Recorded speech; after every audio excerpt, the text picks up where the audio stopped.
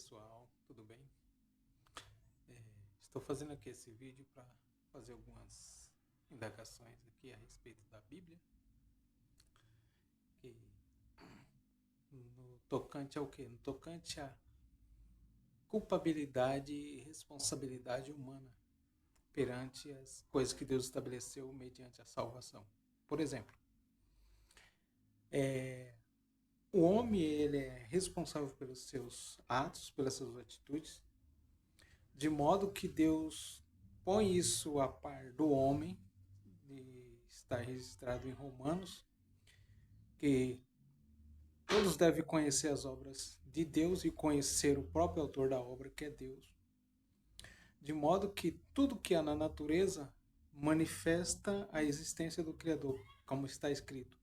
Do que de Deus se pode conhecer, nele se manifesta pelas coisas que foram criadas. Com qual objetivo?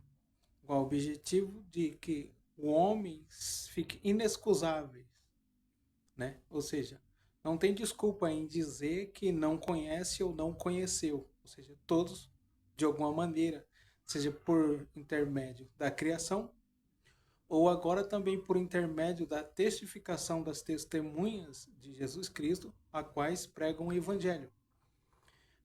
Tanto é necessário que agora, mediante esse conhecimento advindo através do Evangelho, se faz necessário que esse Evangelho seja pregado a testemunho, em testemunho de toda a gente, de todos os povos, de todas as línguas, para que ninguém tenha a desculpa de dizer eu não ouvi, eu não recebi e não chegou a mim. Isso vai ser impossível. De modo que, o que se entende disso?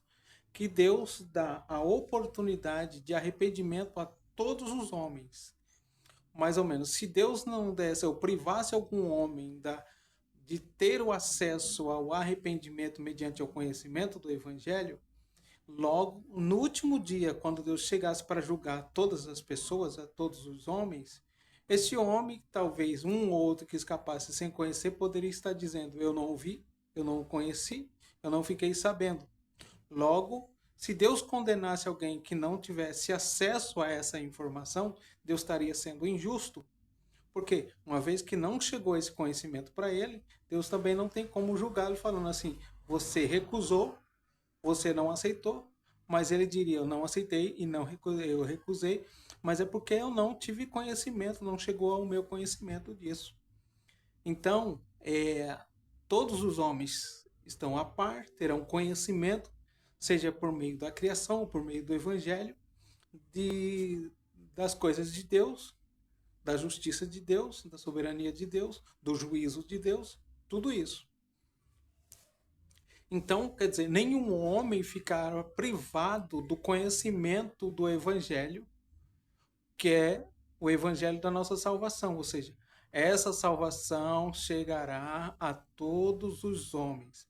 Se houver algum homem na face da terra pela qual essa oportunidade não foi franqueada, Deus estaria sendo injusto caso o condenasse a uma sentença negativa para eles, ou seja, fosse condenado ao inferno, ou qualquer outra coisa como dizem, Deus estaria sendo injusto, concorda comigo? Né? Pois bem, logo, a pergunta é a seguinte, se o anticristo é um homem comum, nascido de mulher, como eu e você, e o que é narrado na palavra é que ele vai direto para a condenação e não recebe oportunidade de salvação, Deus não estaria sendo injusto? A pergunta, entenda, se ele é um homem como eu e você, e não for franqueado a ele a opção de salvação e arrependimento, Deus não estaria sendo injusto com este homem? A questão que eu quero perguntar ou que eu quero induzir a vocês pensarem, se o anticristo era um homem, como muitas vezes até ensina, um homem que está possesso pelo verdadeiro inimigo, se fingindo de bonzinho, trazendo aquela falsa paz, mas que depois, no término dos 3 anos e meio, se revelará quem ele realmente é, até fazem uma certa ilustração dizendo que agora o inimigo que estava tomando posse daquele homem, daquele corpo que estava ali possesso, fingindo-se de bonzinho, agora se dá a conhecer quem realmente é. Então, logo, isenta-se esse homem e aparece aquilo que estaria dentro desse homem, que seria o verdadeiro inimigo, uma espécie de possessão. Pois bem, se esse homem, chamado Anticristo, não recebe opção de salvação, Deus não estaria sendo injusto? Outro. Todos os seres humanos hão de comparecer ante ao tribunal de Cristo.